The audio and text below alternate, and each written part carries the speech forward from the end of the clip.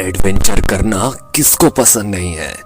हर बार जब भी हम नई ट्रिप का प्लान करते हैं या फिर कोई ऐसी चीज करने के बारे में सोचते हैं जो कि नॉर्मल से बहुत हटके है, हमें एक अजीब सी खुशी होती है।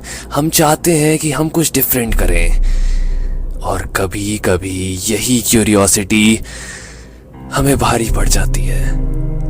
मैं आपके साथ एक कहानी शेयर करना चाहता हूँ जो मेरे साथ आज से 5 साल पहले हुई, जिसने मेरा जीवन देखने का नजरिया ही हमेशा के लिए बदल दिया। मेरे साथ जो हुआ वो मैं कभी भी किसी को नहीं बताना चाहता था, क्योंकि मुझे पता है कोई भी मेरी बात पर बिलीव नहीं करता। लेकिन आज शायद वो वक्त आ चुका है कि मुझे ये चीज आपके साथ शेयर करनी चाहिए।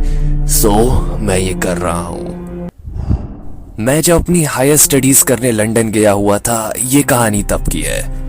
मैं आपको बता दूं, जहां पर मैं रहता हूं वहां से लेकर मेरे कॉलेज का जो रास्ता था, उस बीच में सिर्फ 2 किलोमीटर का एरिया, थोड़ा जंगल और इक्का दुक्का घर थे। वहां पर ज्यादा कुछ अजीब नहीं था, लाइट्स प्रॉपर थी और ऐसी कोई भी प्रॉब्लम नहीं थी। लेकिन मुझे याद है कैंपस में ऐसी बातें होने लगी कि कई बार लोगों ने एक अजीब सी चीज को उस रास्ते पर देखा है। मुझे पर्सनली इस चीज पर कभी भी भरोसा नहीं हुआ। वो फैमिली का उन्हीं के घर में मर्डर हुआ था, ऐसा कहा जाता है। मुझे ये सब कुछ बकवास लग रही थी, बिकॉज ये सब का क्या रिलेवेंस है। मैं इन सब पर कभी भी बिलीव नहीं किया। मेरे जो भी दोस्त थे उनका भी यही मानना था कि वहां पर कुछ तो अजीब है। मैंने कभी भी इन सब चीजों को नोटिस नहीं किया। मैं आपको बता देना चाहता हूं, कॉलेज वहां पर रात के 10-11 बजे भी खुला रहता है। मैं वहां से अपने घर में कुछ 10-10:30 बजे कॉलेज छोड़कर आ जाता था। मुझे कभी भी कुछ अजीब नहीं नजर आया, लेकिन यस, वो जो घर था वहां पर मुझे कई बार ऐसा लगा जैसे मानो कोई मुझे देख रहा है उस घर से। मे बी वो सिर्फ और सिर्फ वो कहानियों के कारण मेरे दिमाग में वो चीज आ रही थी, लेकिन ऑब्वियसली कुछ तो अजीब मुझे लगा। मैंने नेक्स्ट डे अपने दोस्तों को इस बारे में बताया और उनका बिलीव और भी ज्यादा स्ट्रांग हो गया। वो लोग सोच चुके थे कि वहां पर कुछ तो अजीब है। उनमें से ही मेरा एक दोस्त था जिसने इस चीज के बारे में सोचा कि क्यों ना हम अंदर जाके एक बार इन्वेस्टिगेट करें।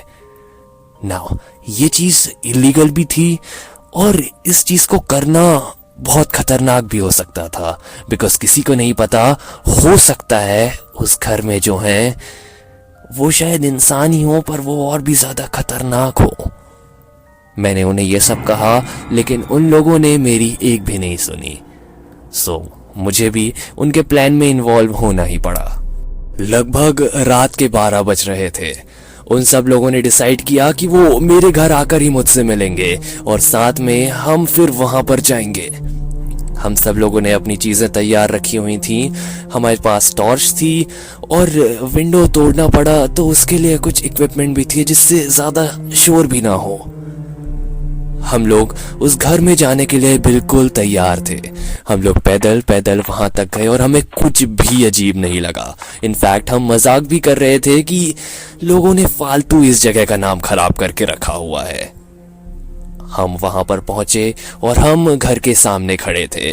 घर बाहर से दिखने में एक नॉर्मल सा घर था, ऐसा कुछ बहुत अजीब नहीं था वहां पर। ऑब्वियसली उस घर में कोई रहता नहीं था, सो वहां पर कोई मेंटेनेंस नहीं थी, लेकिन ट्रस्ट मी वहां पर लाइट्स थी और कुछ भी क्रीपी नहीं लग रहा था। वहां पर स्ट्रीट लाइट्स बिल्कुल प्रॉपरली वर्क कर रही थी। हम लोगों ने डिसाइड किया कि हम पीछे के दरवाजे से चलने की कोशिश करेंगे। मेरे साथ मेरा एक फ्रेंड था जिसके हाथों में टॉर्च थी और पीछे 2 दोस्त थे जिनके हाथों में एक और टॉर्च थी। हम सब धीरे धीरे उस घर के पीछे के दरवाजे से अंदर जाने की कोशिश कर रहे थे। जैसे ही हम पीछे के दरवाजे तक पहुंचे, सामने जो दरवाजा था वो एक्चुअली लोहे का नहीं था। यूजुअली वहां पर एक लोहे का दरवाजा होता है और उसके अंदर एक वुडन डोर होता है, लेकिन वहां पर सिर्फ और सिर्फ वुडन डोर था और सरप्राइजिंगली वो खुला हुआ था। नाउ ये सबसे पहली चीज थी जो हमें अलर्ट हो जाना चाहिए था कि कुछ तो अजीब है, बिकॉज पीछे का डोर खुला हुआ है। मैंने अपने दोनों दोस्तों को पीछे देखा और वो भी मेरी तरफ देखकर हंसे और उनका कहना था चलो तो अंदर देखेंगे जो भी होगा। हम अंदर की तरफ गए।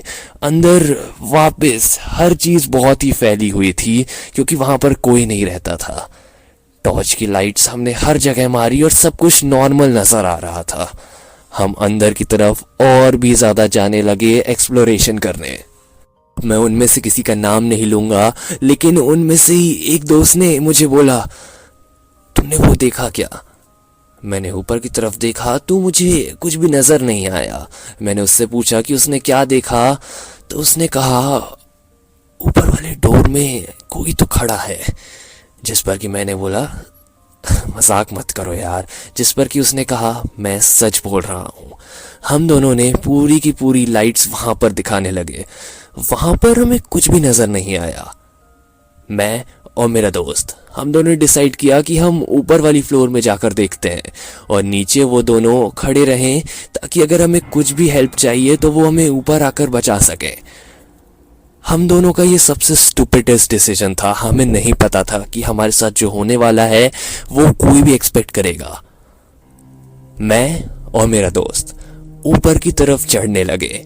ऊपर की तरफ चढ़कर हम जैसे ही उस डोर तक पहुंचने वाले थे, हम दोनों की आंखों के सामने वो डोर बंद हो गया एक झटके से। हम दोनों बहुत ही तेज चीखे। नीचे दोनों खड़े दोस्त वो दौड़कर ऊपर की तरफ आए और हम दोनों ने सामने उसी डोर की तरफ अपना इशारा किया। उन दोनों दोस्तों ने हम दोनों की तरफ देखा और उन्होंने कहा कि वहां पर क्या हुआ है, जिस पर कि हमने बताया वो डोर अपने आप बंद हो गया। उन दोनों ने ये कहा कि ये सब शायद हवा के कारण हो रहा होगा। चलो ठीक है, वॉटेवर, अब बहुत हो गया, हमें चलना चाहिए। हम लोग सीढ़ी से नीचे की तरफ जाने ही वाले थे कि ठीक जिस दरवाजे से हम अंदर आए थे वहां पर हमने एक अजीब सी चीज को खड़ा हुआ देखा। मेरे दोस्त ने उस तरफ रोशनी दी और जैसे ही हमने उस रोशनी में उस चेहरे को देखा, हम सबके होश उड़ गए। वो चीज ऐसी थी जैसे मानो वो इंसान थी ही नहीं। उसकी आंखें शायद उसकी आई सॉकेट के बाहर आ चुकी थी। उसके मुंह से एक अजीब सा खून बह रहा था, पर वो स्टिल वहां खड़े होकर हमें एक टक देख रहा था। उसके चेहरे पर एक अजीब सी स्माइल थी जो कि शायद हमें अपना अगला निवाला समझ रहा था। उसका एक हाथ उसके दूसरे हाथ से बड़ा था और वो एक अजीब सी घुर्राने की आवाज भी निकाल रहा था। उसकी आवाज सुनकर हम सबके रोंगटे खड़े हो गए। हम नीचे नहीं जा सकते थे, सो वहां पर एक और डोर था। हम उस तरफ दौड़े। हम उस तरफ जाकर उस डोर को अपनी तरफ से लॉक कर लिया हम लोगों ने। हम धीरे धीरे स्टेयर से ऊपर चढ़ने की आवाज साफ साफ सुन पा रहे थे। हमें ऐसा लग रहा था जैसे मानो वो अब धीरे धीरे हमारे पास आ रहा है। वो घुर्राने की आवाज और भी ज्यादा तेज होती जा रही थी। वो स्टेयर से ऊपर चढ़ना और वो लकड़ी की आवाज हम सुन पा रहे थे। हम इतना शांत रहना चाह रहे थे कि हमें हमारे दिल की धड़कन सिर्फ और सिर्फ वही सुनाई दे पाए। हमारे पास कोई भी रास्ता नहीं था। वहां पर सिर्फ और सिर्फ एक खिड़की थी और उसके बगल में एक बालकनी थी जिसका डोर सामने रखी अलमारी से सील था। वो अलमीरा हमें हटाना था, लेकिन उस अलमीरा को हटाना कोई आसान काम नहीं था। वो बहुत ही ज्यादा भारी था। हमने डिसाइड किया कि हम साथ में दो दो की जोड़ी बनाकर उसको अंदर आने से भी रोकेंगे और उस अलमीरा को वहां से हटा देंगे। हमने यही किया। दो दोस्त उस खिड़की के पास थे और उस अलमीरा को हटाने की कोशिश कर रहे थे और हम तो उस दरवाजे के पास थे जो कि अब वहां पर पैंग सुनाई देने लग गया था। ऐसा लग रहा था कोई उस तरफ से इस दरवाजे को बहुत ही तेजी से खोलने की कोशिश कर रहा है। वो घुर्राने की आवाज और भी ज्यादा तेज होती जा रही थी कि तभी हमारे इन दोनों दोस्तों ने उस अलमीरा को वहां से हटा दिया। फॉर्चुनेटली वहां पर जो डोर था वो अपने आप खुल गया। हमारे पास वहां पर एक बालकनी से कूदने के सिवाय और कोई भी रास्ता नहीं था। हम लोगों ने डिसाइड किया कि हमें वहां से कूदना ही होगा, और हम जैसे ही वहां से कूदने वाले थे वो दरवाजा टूट गया। उस दरवाजा कुछ इस तरीके से टूटा था कि वो ऊपर से लटकने लगा था, और हमने पहली बार एक अजीब सा हाथ देखा। वो हाथ नॉर्मल नहीं था, ऐसा लग रहा था जैसे उस हाथ के ऊपर कई सारे हाथ हैं। ऐसा लग रहा था जैसे वो हाथ एक नॉर्मल हाथ नहीं, वो पत्थरों का हाथ है जिससे खून बह रहा है। हम सब डरकर एक झटके में लाइन से उस बालकनी से कूद गए। वो घुर्राने की आवाज शायद हमारा पीछा भी करने की कोशिश करी, लेकिन हम लोगों ने पीछे मुड़कर नहीं देखा। फॉर्चुनेटली हम सब स्पोर्ट्स में थे, तो इतनी jump was normal for us. हमें कोई भी चोट नहीं आई और हम सब दौड़ते दौड़ते मेरे घर तक आए। हम सब शॉक में थे। उस रात हम में से कोई भी सो नहीं पाया। हम सब सिर्फ और सिर्फ यही सोच रहे थे कि ये था क्या। ये इंसान नहीं था, और ना ही कोई ऐसी चीज जिसे हम एक्सप्लेन कर पाते।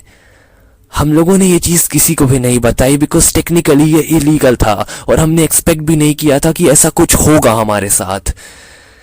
ये बात अभी भी सिर्फ हमारे ग्रुप के बीच में थी, क्योंकि अब मैं इंडिया लौट आया हूं और मैं यहाँ पर खुश हूं। मेरे दिमाग में ये इंसिडेंट अभी भी रहता है, और मैंने सोचा कि क्यों ना आप लोगों को भी इस बारे में बता दिया जाए। सो ये मैं आपके लिए लिख रहा हूं सार्थक। मैं आपको अपनी स्टोरी से यही कहना चाहूंगा, प्लीज ऐसी कोई भी चीज ना करें। ऐसी कोई भी चीज करना अपनी मौत को दावत देने जैसा होगा। ये थी मेरी कहानी। Thank you so much for listening.